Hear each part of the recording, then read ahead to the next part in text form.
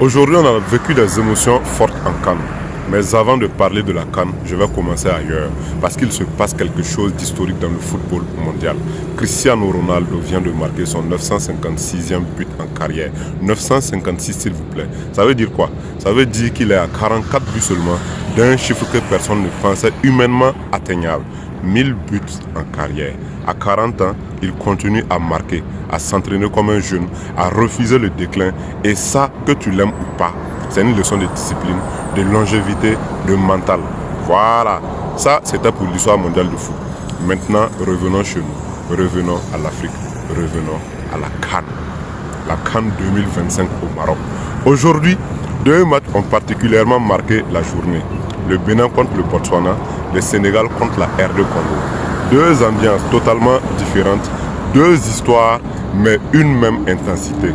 Pour commencer, le Bénin-Botswana. Ce match-là, il n'est pas juste important, il est symbolique. Symbolique pour qui? Pour le Bénin. Parce que pendant longtemps, le Bénin participait à la CAN sans jamais gagner un match en phase finale. Toujours les mêmes phrases.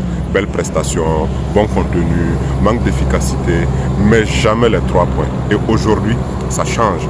Dès le début du match, on sent que le Bénin est concentré. Ils sont disciplinés, sérieux, pas de précipitation, pas de panique. Ils laissent le Botswana avoir un peu le ballon, ils ferment les espaces, ils attendent le bon moment et ce moment arrive en première mi-temps. Une récupération au milieu, une projection rapide, un centre, une déviation, un tir, pas forcément parfait, mais efficace. But, explosion de joie, pas seulement sur le terrain, mais sur le banc, dans les tribunes, chez les supporters au pays, parce que ce but-là ne vaut pas juste 1 point ou 3 points, il vaut une libération. Ensuite, le Botswana pousse, il tente normalement, il frappe de loin, il joue les coups de pied arrêtés, ils essaient de faire craquer la défense, mais le Bénin tient bon. Les défenseurs gagnent leur duel, le gardien rassure, le milieu court, compense et couvre. Et quand l'arbitre siffle la fin du match, le Bénin 1-0 le Botswana. Première victoire du Bénin en phase finale de CAN. Une page d'histoire s'écrit pour le Bénin. Ensuite, le gros morceau, le Sénégal contre la RD Congo. Attendez, je vais bien m'asseoir pour vous raconter ça. Deux équipes puissantes, deux équipes physiques, deux équipes qui savent qu'une victoire ici peut quasiment ouvrir la porte des huitièmes.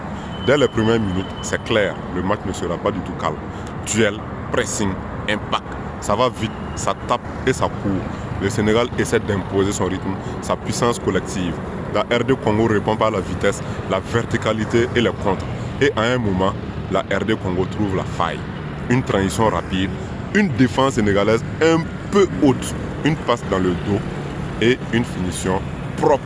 But pour la RD Congo. Un stade en feu côté congolais et dans les tribunes, un visage bien connu, Awilo Longomba, légende de la musique congolaise venu soutenir son pays. Symbole fort, la musique, le sport, le peuple réuni. Mais le Sénégal ne panique pas. Il monte le bloc, il joue plus haut, il multiplie les centres, les frappes, les tentatives. Et logiquement, ils finissent par égaliser à travers M. Sadio Mané. Une action ensuite, une présence dans la surface, une finition clinique. 1-1 partout. Le reste du match est tendu. Chacune des équipes peut gagner. Ça frappe, ça défend, ça souffre, ça résiste. Mais plus aucun but ne sera marqué. Score final Sénégal 1, RD Congo 1. Un nul logique. Un nul qui laisse tout ouvert dans le groupe. Donc aujourd'hui, on a vu quoi? Une légende mondiale, CR7, qui refuse de s'arrêter à 956 buts. Bon, son rêve est devenu de marquer 1000 buts. La Coupe du Monde, ce n'est plus son rêve.